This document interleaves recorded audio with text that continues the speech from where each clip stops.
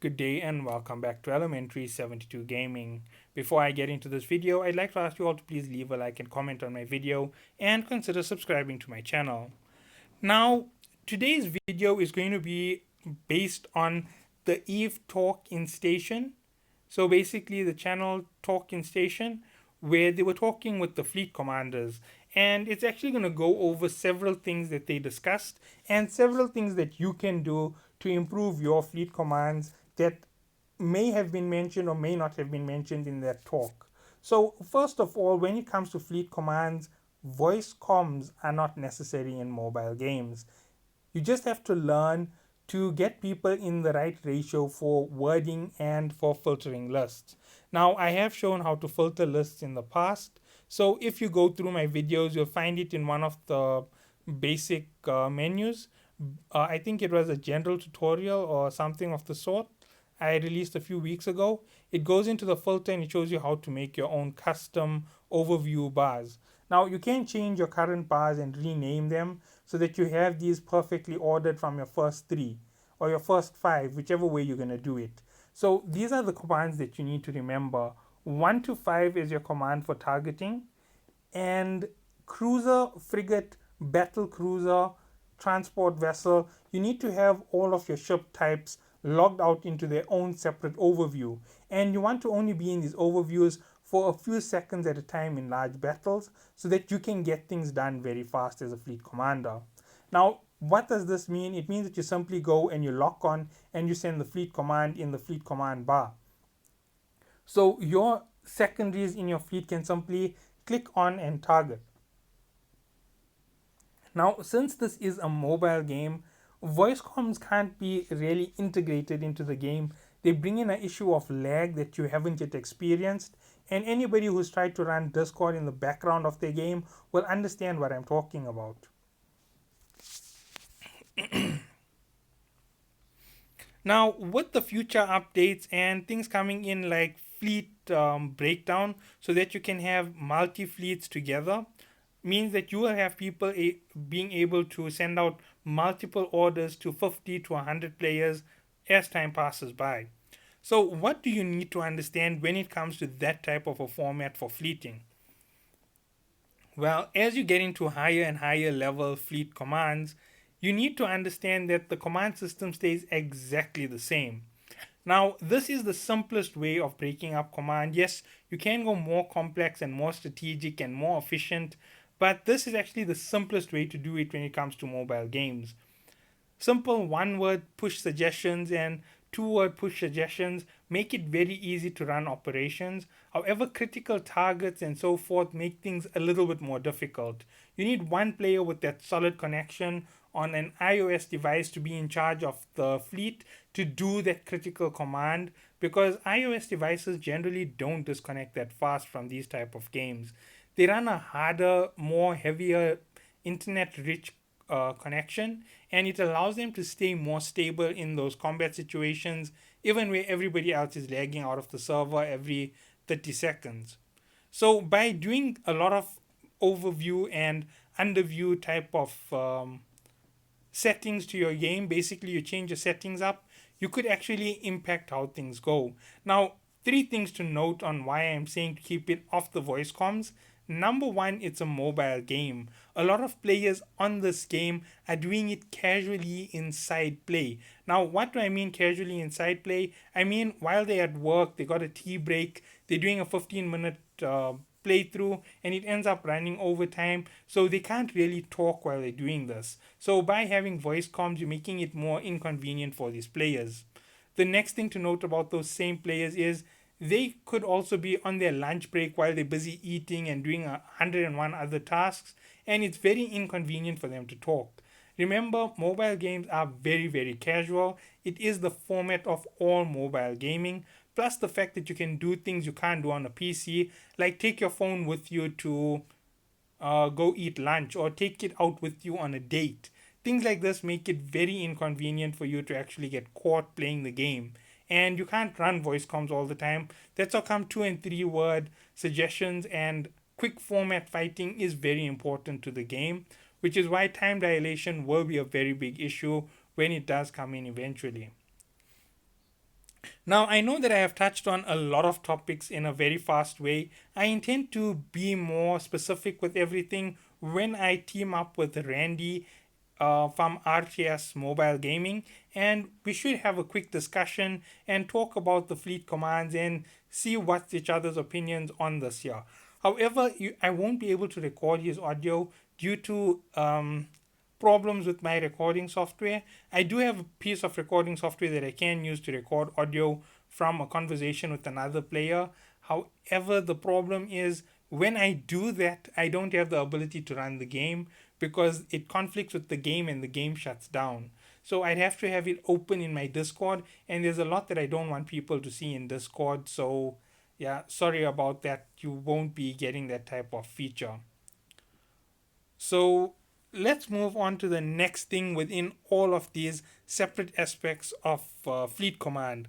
So here's the simple point of view: break down your commands to 1 to 5, break down your commands to different ship types, and that's all you need for running the operation on the basic.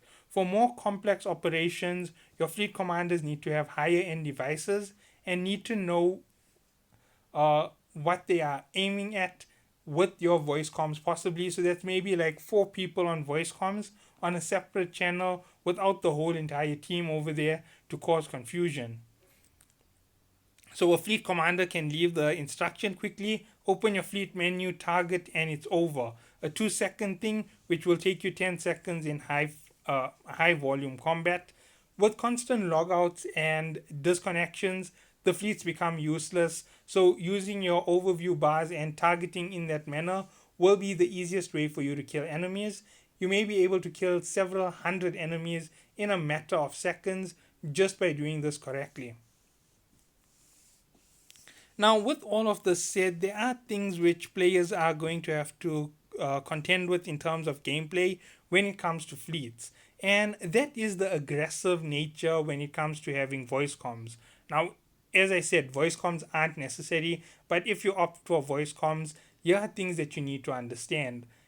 People get very aggressive in fleet command, and people get very, very emotional and excited and anxious when it comes to running battles. So screaming commands like Banshee, as what was it?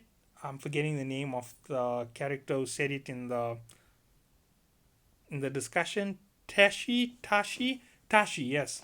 Tashi was saying he screams like a banshee in Fleet Command. Now, that is a very common thing to happen, and it can be very, very disorientating for your player base, which is why that simple 2 word commands is very simple for you to use.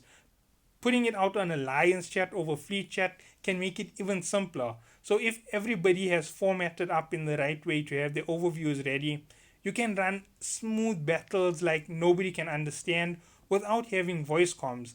And this can throw off the game of even a super huge corporation like Genesis. As well oiled and as well functioning as they are, they still run voice comms. So, with your 2 word suggestions and moving around, and with just 1 or 2 players running that fleet command where they can interfere with things, you can go and interfere with someone like Kerensky who's running the major ops. And by blasting him out of it and taking him out of the sector, you can have him do a panic rush on who to attack. And when he panic rushes his attacks by voice command, he can actually end up causing a disorientation of his fleet, buying you more time to kill their fleet. Now, these are things which happen. I know that I'm picking on Kerensky in that way, but it is something that you can do as a very good tactical advantage by running the simpler operation. And it is something that you can actually do to wipe out a team who is running voice comms. Because if their voice comm commanders disappear, they now have to fall to their secondary fleet commanders, and it's going to be a battle of who has the most commanding authority from their voices. Or if they have set up secondary and tertiary command, it's going to keep falling as fast as possible. And if you understand those corps and if you have infiltrated and spied on them, you can simply keep hitting off their leadership one at a time until you reach the bottom of the list. And that's going to be your victory at the end of the day for a simple cost of giving them a player or giving them 1 person to go in. So you basically have 1 person communicating, hit Kerensky. Then second on the list, hit Mamasaurus Rex. Then third on the list hit Eleanor or one of the other commanders, and you just keep going through the members one at a time on the fleet command, and eventually they're without command and they don't know what to do. They're going to be running around like headless chickens, and that's all you have to do to beat those complex fleet commanders, because that's what they are doing. They're opening themselves up to those types of situations, and running 101 alt won't help you at that situation, because you're going to be running through so much of a hassle, it doesn't even work out for you at the end of the day. So those are things that you can do to play your fleet command, and why running voice comms doesn't always work out best, which is why those simple commands that I talked about, cruiser 1 4 5 6 1 2 3 4 5, sorry, not going past 5, because of the changing up of lists as names disappear and reappear. And that's all you need to do. And that's all you need for your command list. If you have, let's say, 300 players and you make 10-man fleets apiece, each one being commanded by someone with a high-end device, having them just run the targeting for you, you can run them in a covert ops vessel that isn't going to be part of the battle itself. They'll be invisible to everybody throughout the entire fight, and running the commands when needed to hit a high priority. And that's all they have to do, once in a while, a high priority. Other than that, everybody knows, open your stuff, you're like the cruiser team, you just name your fleet cruiser attack fleet. And they know now they have to attack cruisers, battleship attack fleet, battle cruiser attack fleet. Everybody knows what they are after, so they just go into that list and hit one every single time, making sure they're knocking off one, then two, one, then two. And with this type of a format, you can actually take massive, massive amounts of enemy players out without having to have to run complex communication.